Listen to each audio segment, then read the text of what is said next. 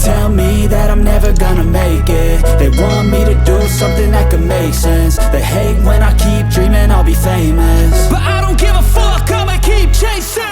I got all this potential that's deep inside of me, but they hate when you're successful cause they try to be. They sit there being judgmental because you're trying things, and they just want you to settle and do the right thing. So get a good job, don't slack off. Wake up every morning, make a good impression on your boss. Don't do anything that I wouldn't do, and when you're making money, make sure you don't spend it too soon.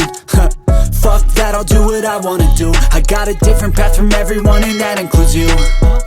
Who are you to tell me how to live life? In these times it feels like nobody's right, yeah. So I'ma figure out what else we succeed, and then invest all of my time into that and proceed.